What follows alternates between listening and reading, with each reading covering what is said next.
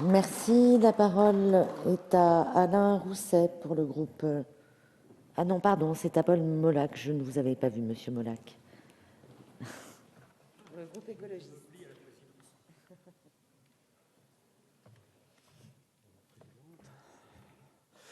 Donc, Madame la Présidente, Madame la Ministre, Monsieur le Secrétaire d'État, Monsieur le rapporteur, mes chers collègues. Donc, nous abordons aujourd'hui l'examen en deuxième lecture du projet de loi NOTRe. Il avait, me semble-t-il, l'idée directrice, c'était de donner davantage de pouvoir aux régions. Force est de constater que cet objectif primordial d'avoir des régions fortes, légitimes et capables de promouvoir à la fois le développement économique et la justice territoriale s'est étiolé petit à petit au cours de l'étude des différents textes portant sur les compétences des collectivités locales. Le péché originel de l'étude de ces textes est à mon sens d'avoir commencé sur de mauvaises bases et finalement à l'envers. De mauvaises bases car nous avons commencé par les métropoles, alors que leur rôle est aujourd'hui remis en cause par de nombreux géographes aménageurs qui montrent que les calculs des métropolistes ont été biaisés. C'est pourquoi je ne crois pas au rôle d'entraînement et de dynamisation attribué aux métropoles. D'ailleurs, avaient-elles vraiment besoin de s'affirmer ? Elles concentrent déjà la population, le potentiel fiscal le plus élevé et les dotations d'État par habitant qui sont également les plus élevées. Non, les métropoles ne sont pas l'horizon indépassable du développement, bien au contraire. Une partie de leur valeur ajoutée vient des sièges sociaux et est rapatriée artificiellement alors que la production est faite dans les espaces ruraux dynamiques. Si cette dynamique s'épuise, c'est tout simplement l'emploi en milieu rural qui est frappé, c'est vrai, mais aussi la capacité des métropoles à capter cette plus-value. Cette vision n'est que le recyclage, à mon sens, de la vieille tradition centralisatrice du modèle pyramidal napoléonien, adapté à l'aménagement du territoire, d'une théorie repeinte de la couleur de l'intérêt général, qui n'est l'intérêt particulier bien compris que des grandes agglomérations. Alors je regrette que par ces lois, nous tournions le dos au modèle allemand, redistributeur, irriguant l'ensemble des territoires, en somme, fédéral et fédérant. Mais revenons au texte qui nous occupe.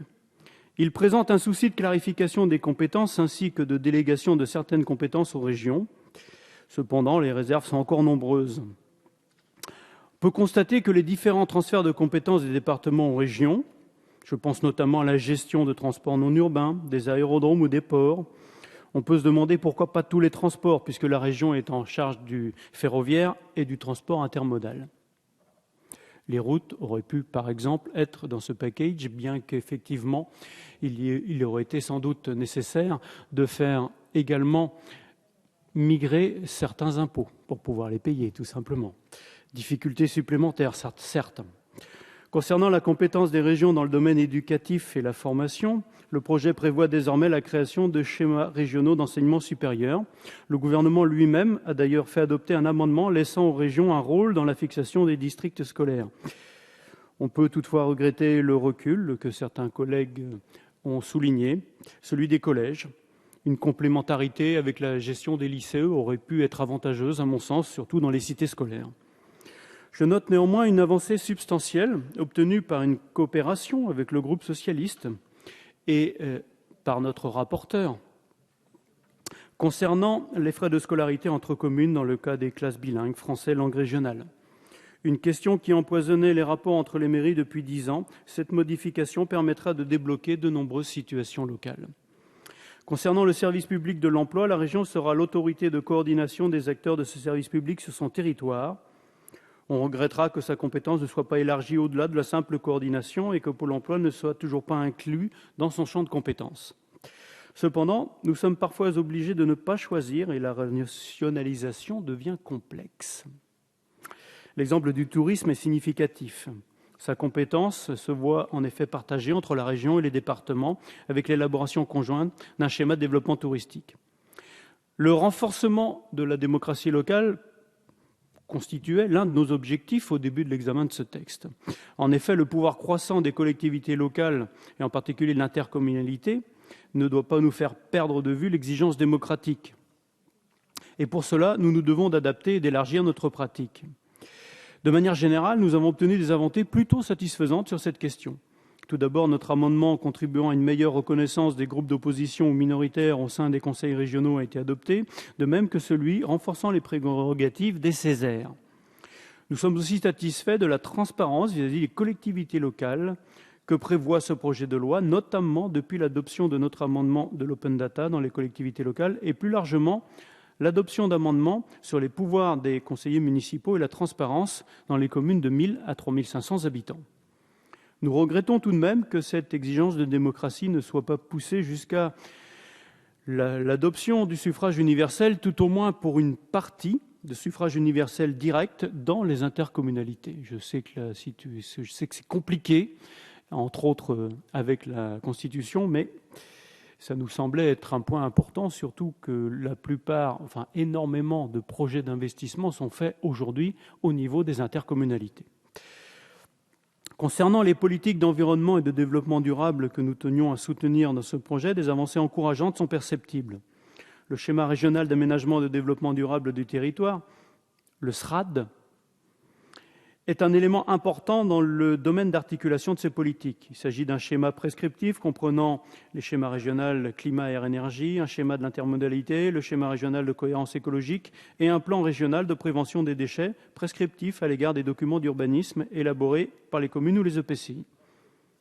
En outre, l'objectif de la biodiversité a été rajouté au SRAD en commission, tout comme celui-ci a rétabli notre amendement visant à donner aux régions les compétences des actions contre les eaux polluées. À première vue, donc, ce projet de loi renforce le poids des régions et clarifie le partage des compétences entre les différentes collectivités territoriales. Cependant, on peut regretter qu'il n'aille pas assez loin dans le pouvoir accordé aux régions et que certains aspects pratiques du projet entrent en contradiction avec la ligne directrice originelle. Comme l'avait déjà souligné François de Rugy lors de la première lecture, ce projet de loi n'est pas un projet de décentralisation. Le pouvoir d'adaptation réglementaire, par exemple, qui semblait être une avancée notable pour nos régions, s'avère être de plus en plus illusoire au fur et à mesure de la navette parlementaire. En effet, l'accord nécessaire du pouvoir législatif et réglementaire pour user de ce pouvoir d'adaptation atténue déjà la puissance d'agir des régions. Outre cette difficulté, l'obligation de réponse à laquelle était soumis le gouvernement a disparu du texte. Ainsi, le cas de la Corse, qui a vu ses 48 demandes d'adaptation locale se solder par 2 refus réels et 46 absences de réponse de la part du gouvernement, ne restera, je le crains, pas un cas isolé. Pour éviter ce genre de situation, l'obligation de réponse est indispensable, ce qu'a pourtant supprimé la Commission, à notre grand regret, le Sénat. Globalement, je déplore que la procédure permette une possibilité de pouvoir d'adaptation réglementaire soit remis en cause. Pour ma part, ces possibilités devraient être intégrées directement dans la loi. La Constitution le permet. Malheureusement, ce n'est pas encore cette loi qui le permettra. L'avancée la plus notable de ce texte me paraît donc être l'affirmation de la région dans le domaine économique avec la création du schéma régional de développement économique. Les régions ont pu obtenir la compétence exclusive couvrant la totalité des interventions économiques. Ainsi, au lieu de se limiter à l'aide directe aux entreprises, elles concerneront le fonctionnement des agences de développement, des clusters. C'est un signal très positif apporté aux régions. En revanche, on ne peut que s'inquiéter du pouvoir désormais accordé aux métropoles de s'exonérer de ces schémas. Les métropoles peuvent en effet refuser ces schémas et proposer les leurs. Il convient, à mon sens, de s'éloigner de la simple prise en compte que prévoit aujourd'hui le projet de loi pour se rapprocher d'une recherche de compatibilité entre le schéma proposé par une métropole et celui de la région. De même, le pouvoir des préfets en matière d'approbation des schémas ne doit pas être trop large, au risque que des divergences politiques entre une région et un gouvernement puissent bloquer tout processus. Le pouvoir accordé aux régions dans ce texte ne peut être qu'effectif s'il est dépendant d'une autre strate du millefeuille territorial, à savoir ici les métropoles. Donc le pouvoir accordé aux métropoles constitue à mes yeux le problème majeur et je crains que la cote ne soit mal taillée. Je ne vois pas dans une région comment il pourrait y avoir une divergence dans le schéma économique d'une métropole et d'une région. Ça me paraîtrait assez incongru et finalement, on aboutirait certainement à une guerre de clochers qui se terminerait par moins de pouvoir économique, moins d'emplois tout simplement, et les différents, ce sont les citoyens qui, à partir de ce moment-là, se trouveraient pénalisés. Donc je crois que nous avons là-dessus quelque chose sans doute à mieux articuler. Pour conclure, je dirais qu'il est regrettable que ce texte qui prévoyait de donner plus de pouvoir aux régions les fasse passer et devait les faire passer à la maturité, perde de sa force. En effet, les régions restent très dépendantes à la fois du pouvoir central pour les politiques d'adaptation réglementaire et dépendantes en partie des métropoles pour le schéma économique. S'il va timidement dans le bon sens, j'ai bien peur que ce texte ne permette pas d'avancer suffisamment vers une vraie régionalisation que nous appelons, nous, de nos voeux, et qu'il faille, dans les prochaines années, continuer à légiférer alors que nous avions une occasion, ici, d'avancer pour de bon. Je vous remercie.